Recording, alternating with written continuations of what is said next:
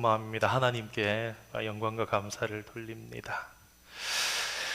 어느 날 예수님이 자신이 사랑하는 사람이 병들었다는 소식을 들었습니다. 그 사람은 나사로였는데 얼마나 그를 사랑하셨는지 예수님께서 그 사람을 친구라고까지, 그는 나의 친구다, 내 친구 나사로라고 말씀하십니다. 나사로는 당시 유대 사회에서 사람들을 소개할 때 흔히 쓰던 방식의 누구누구의 아들이다, 그런 식으로 소개를 하지 않아요. 그냥 나사로다. 예를 들면은 우리 성경에서 소경 바디메오, 예수님이 말씀하시니 바디메오가 눈을 떴다네, 예수님이 말씀하시니 바디메오가 눈을 떴다네, 이러는데, 그래서 많은 그리스도인들이 주일학교 때 또 많이 불렀던 찬양처럼 소경이 바디메오였어, 내가 그 이름을 알고 있어, 이렇게 하지만 사실은 그 소경의 이름은 바디메오가 아니지요. 디메오의 아들인 거죠. 그러니까 유대인의 사회가 그렇게 사람을 소개할 때 누구의 아들입니다로 소개를 하는 거예요. 그래서 바라는 말이 누구의 아들이다라는 뜻으로 유대 사회에서 흔히 소개하는 방식이었던 것입니다. 예를 들면 바요나 시모나 하는 말도 마찬가지입니다. 요나의 아들 시모나 하는 말입니다. 그런데 오늘 성경은 우리들에게 마리아와 마르다 그리고 나사로, 이렇게 그들이 온유였다, 그런 관계로 소개하고 있습니다. 왜 그럴까요? 아마도 나사로와 마르다 그리고 마리아의 부모는 이미 죽었고 새 온누이만이 남아서 서로를 아끼고 의지하면서 그렇게 살아갔던 것 같습니다. 그런데 이제 나사로가 병들어서 젊은 나이지만 그를 잃을지도 모르는 상황이 벌어진 것입니다. 그리고 실제로 나사로는 며칠 되지 않아서 죽고 말았습니다. 마르다와 마리아가 믿고 의지하면서 살았던 나사로, 또 예수님께서 사랑하시던 나사로가 죽었습니다. 전통사회에서 남자를 의지하지 않고서는 여성들이 살아갈 길이 막막했습니다. 오라비를 잃은 것도 슬프고 앞으로 어떻게 살아야 하나, 그걸 생각하면 더 고통스러운 것이죠. 이제 나사로의 죽음 앞에 예수님께서는 어떤 일을 행하실까요? 우리 몇 가지로 한번 생각해 보려고 합니다. 첫 번째로 생각해 볼 것은 우리를 찾아오시는 예수님입니다. 예수님께서는 제자들에게 죽은 나사로가 있는 유대 베다니로 가자, 그렇게 말씀하셨습니다. 그러나 제자들은 그에 대해서 얼마 전에 있었던 유대인들의 위협에 대해서 언급했습니다. 주님, 안 됩니다. 지금 가시면 큰일 날지 모릅니다. 그렇게 말합니다. 우리 앞선 11장 7절 8절 부분에 있습니다. 요한복음 10장에 보면요, 수전절이라는 명절을 맞아서 예수님께서 제자들과 함께 몰래 이제 올라가신 그런 장면이 나옵니다. 수전절은 신구약 중간 시대에 예루살렘 성전이 더럽혀져서 그 더럽혀졌던 성전을 정화한 것을 기념하는, 유대인들의 3대 명절에는 안 들어가는, 구약 성경에는 나오지 않는 절기입니다. 그런데 그 마지막 10장 마지막 부분에 보면 수전절에 예루살렘에 올려갔던 예수님을 향해서 유대인들이 돌을 들어서 치려고 죽이려고 한 그 일이 기록되어 있습니다. 그런데 예루살렘과 오늘 예수님께서 가시려는 베다니 사이의 거리는 불과 한 3km 정도밖에 떨어져 있지 않은 곳입니다. 한 3, 40분 걸어가면 예루살렘에서 베다니까지 가는 것입니다. 그렇기 때문에 예루살렘에 있는 유대 지도자들이 예수님을 얼마든지 체포하거나 또 얼마든지 공격할 수도 있습니다. 거기서 나쁜 마음을 먹었던 유대인들이 예수님께 와서 저 사람을 잡자, 저 사람을 죽이자, 돌로 치자, 그럴 수 있는 것입니다. 이런 위험 때문에 제자들은 예수님을 말렸던 것입니다. 생각해보면 이 요한복음 11장의 나사로 사건에서 많은 성도님들은 아니 예수님께서 빨리 가시지 왜 자꾸 지체하시는가? 물론 뭐 예수님께서 지체하시더라 그 이야기가 있긴 하죠. 지체하신 예수님만을 기억합니다. 그러면서 참 답답했겠다. 왜 지체하실까? 그리고 사건을 종료적으로 보면 죽음까지도 뛰어넘는 주님의 능력을 보이시기 위해서 지체하셨나? 그런 생각들을 해봅니다. 하지만 예수님과 제자들에게는 이런 유대인의 위협도 그런 사연도 있었다는 것을 함께 기억한다면 오늘 본문이 또 다시 보입니다. 그렇구나. 늦게 가신 것이 아니라 그럼에도 불구하고 가셨구나.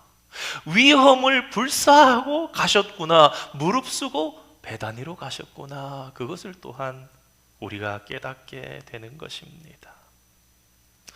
하지만 예수님께서 도착하신 시점은 나사로가 죽어서 무덤에 있은 지 나흘째 되던 때였습니다. 요한복음 11장 17절 말씀입니다. 예수께서 와서 보시니 나사로가 무덤에 있은 지 이미 나흘이라. 4일이나 지난 거죠. 오늘 읽지는 않았습니다만 마르다가 먼저 찾아오신 예수님을 맞이합니다. 마르다는 예수님을 향해서 주님께서 여기 계셨으면 나사로가 우리 오라비가 죽지 않았을 것입니다. 아쉬움과 절망을 쏟아내는 마르다를 향해서 예수님께서는 너희 오라비 나사로가 다시 살아날 것이라고 말씀하셨습니다. 그렇지만 마르다는 예수님의 이 말씀을 그저 마지막 날 최후의 부활이라고만 생각했습니다. 마르다는 믿음은 가지고 있었지만 그녀의 믿음은 예수님께서 당장에 지금이라도 나사로를 얼마든지 살리시고 남는다는 그런 온전한 믿음까지는 되지 못했던 것입니다. 예수님께서는 이런 마르다에게 자신이 누구이신지를 알려주셨습니다. 그리고는 마르다에게 자신의 말을 믿느냐 그렇게 물으셨습니다. 우리가 잘 아는 요한복음 11장 25절 26절 말씀입니다. 함께 읽어볼까요? 읽겠습니다. 시작. 예수께서 이르시되 나는 부활이요 생명이니 나를 믿는 자는 죽어도 살겠고 무릇 살아서 나를 믿는 자는 영원히 죽지 아니하리니 이것을 내가 믿느냐. 아멘. 사랑하는 성도 여러분, 예수님께서는 죽은 나사로를 그대로 내버려 두지 않으셨습니다. 유대인의 위협과 반대에도 나사로를 굳이 찾아가셨습니다. 예수님은 우리가 질병으로 고난당할 때, 심지어 죽음에 처해 있을 때에도 우리를 버려두지 않으신다는 것을 우리는 깨닫게 됩니다. 고난과 죽음의 자리에 직접 찾아오시는 것입니다. 사랑하는 성도 여러분, 혹 오늘 어떤 고난이나 고통 중에 계십니까? 혹은 여러분이 사랑하는 사람을 잃어서 아파하고 계십니까? 주님께서 그 아픔을 그냥 두지 않으시고 찾아오신다는 사실을, 지금 우리와 함께 하신다는 사실을 기억하기를 원합니다. 그러므로 고난의 상황과 고통의 감정에만 우리가 빠져 있는 것이 아니라 우리를 친히 찾아오시는 예수님을 바라보시고 어떤 상황에서도 소망을 가지시는 여러분들 되시기를 주님의 이름으로 축원드립니다. 두 번째로 생각해 볼 것은 분노와 눈물을 보이시는 예수님입니다. 마르다에 이어서 마리아도 예수님을 맞이합니다. 마르다에 비해서 좀 더 차분하고 조용한 성격의 마리아였지만 예수님을 보자마자 그녀도 발 앞에 엎드려서 울었습니다. 마리아도 마르다처럼 예수님께서 여기 계셨더라면 오라비 나사로가 죽지 않았을 것이라고 말하면서 대단히 아쉬워했습니다. 따라온 유대인들도 함께 울었습니다. 예수님께서는 마리아와 따라온 사람들이 우는 것을 보시고는 비통해 하시면서 불쌍한 마음을 가지셨습니다. 그리고 나사로가 누워있는 무덤에 도착하셨을 때 예수님의 눈에도 눈물이 흘러내렸습니다. 오늘 본문 33절에서 35절입니다. 예수께서 그가 우는 것과 또 함께 온 유대인들이 우는 것을 보시고 심령의 비통히 여기시고 불쌍히 여기사 이르시되 그를 어디 두었느냐 이르되 주여 와서 보옵소서 하니 예수께서 눈물을 흘리시더라. 아멘. 우리는 오늘 본문에서 자신의 감정을 드러내시는 예수님을 봅니다. 예수님께서 우셨다라는 변모는 신약 성경에 두세 번밖에 등장하지 않는, 좀 자주 등장하지 않는 그런 감정의 표현이지요.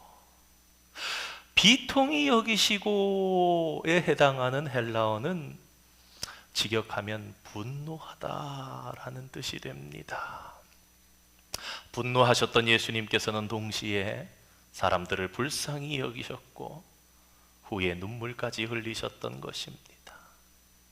성도 여러분, 그렇다면 우리는 이 예수님의 분노와 눈물을 어떻게 이해해야 하겠습니까?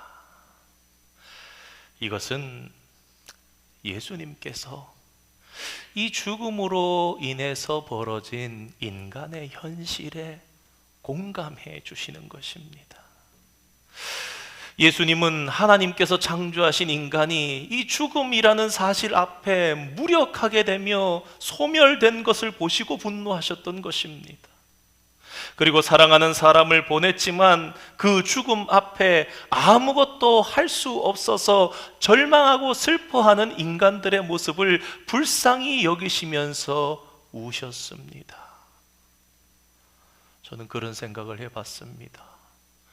하나님께서 창조하신 인간은 죽는 존재가 아닙니다. 그렇잖아요. 우리의 오장육부는 영생하도록 만들어진 원래 그런 창조물입니다. 그러니 하나님이신 예수님의 시각에서 볼 때는 얼마나 비통합니까? 죽음을 몰라야 할 나의 창조물이 이 죽음이라는 것 앞에서 비통하고 허무하고 어찌할 수 없는 한계 가운데 부딪혀 있고 절망하고 슬퍼하는 그 모습을 보면서 공감하심과 동시에 분노하셨던 거예요. 내가 이렇게 창조한 너희들이 아닌데.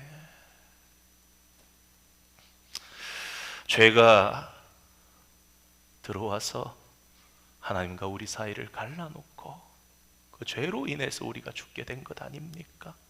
그런 입장에서 보면 이런 예수님의 분노와 눈물이 좀 더 이해되어지는 부분이 분명히 있는 것 같습니다. 오늘 말씀을 통해서 우리 예수님은 고통 중에 있는 우리를 냉정하게 쳐다보시는 분이 아니심을 우리는 분명하게 알게 됩니다. 예수님께서는 때로는 분노로, 때로는 눈물로 저와 여러분이 처한 상황에 깊이 지금도 공감하시는 분이십니다. 그렇습니다. 예수님은 당신의 백성을 소멸시키는 죽음에 대해서 분노하시는 분이십니다. 우리가 고통과 죽음으로 눈물을 흘릴 때 예수님은 곁에서 함께 눈물을 흘려주시는 분이십니다. 우리를 위해 분노하는 예수님을 보며 우리는 힘을 얻습니다. 우리를 위해 눈물을 흘리시는 예수님을 보며 우리는 위로를 얻습니다. 고난과 죽음의 고통 속에서도 용기를 낼 수 있는 것입니다. 왜냐하면 우리의 모든 상황을 깊이 공감해 주시는 예수님이 내 곁에 계시기 때문입니다. 우리의 죽음과 고통에 분노하시고 눈물까지 흘리면서 우리를 불쌍히 여겨주시는 예수님, 우리의 모든 상황을 깊이 공감해 주시는 예수님께서 오늘도 내 곁에 계심을 믿으시고 힘과 용기를 내시는 저와 여러분 되기를 주님의 이름으로 축원드립니다. 마지막으로 생각해 볼 것은 예수님의 부활의 능력입니다. 예수님은 분노와 눈물로 죽어가는 인간의 현실에 깊이 공감하셨습니다. 그러나 이제 예수님께서는 현실의 공감에만 머물지 않으시고 현실을 뒤집는 능력을 행하기 시작하십니다. 무덤에 도착하신 예수님께서는 무덤을 막고 있는 돌을 옮겨 놓으라 말씀하십니다. 그런데 이때 마르다가 당황하면서 예수님 앞을 가로막습니다. 그러면서 말합니다. 주여, 죽은 지가 나흘이 되었음에 벌써 냄새가 나나이다. 주님 뭐 하십니까? 안 됩니다. 이미 끝났습니다. 냄새가 나기 시작합니다. 이 본문을 좀 더 이해하기 위해서 3세기경의 유대교의 문서를 하나 참고해 봤습니다. 유대인들의 정서, 그들의 죽음에 대한 인식, 그들의 영혼에 대한 생각이 담겨 있는 문서라서 잠시 한 두세 문장만 소개해 드립니다. 3일 동안 죽은 자의 영혼은 무덤을 맴돌면서 자기의 몸으로 들어가기를 바란다고 합니다. 이건 진리가 아닙니다. 유대인들의 생각을 좀 이렇게 이해할 수 있을까 싶어서, 그러니까 3일 동안 이렇게 영혼이 이렇게 맴돈다는 거예요. 그러면서 이 죽은 시신의 자기 몸에 다시 들어가려고 그런다는 거예요. 그런데 이제 그 시간이 3일을 지나가면 시신의 얼굴색이 변하는 겁니다. 무엇이죠? 썩는 거예요. 오늘 나흘이 되매 벌써 냄새가 납니다. 그 유대 광야나 이런 환경 속에 시신이 빨리 부패하기 때문에, 다시 말해서 몸이 부패되는 것 보면 그러면 이제 그 영혼은 단념하고 떠나간다, 그런 생각을 했다라는 거예요. 그러니까 이런 정서적인 배경에서 보면 이미 나흘이 지났잖아요. 심지어 밖에서 냄새가 나는 것도 느끼는데, 그러니 이 유대인적인 사고 안에 갇혀 있었을 그들도 이 마르다도 똑같이 얘기하는 겁니다. 주님 안 됩니다. 이미 끝났습니다. 안 되는 일입니다.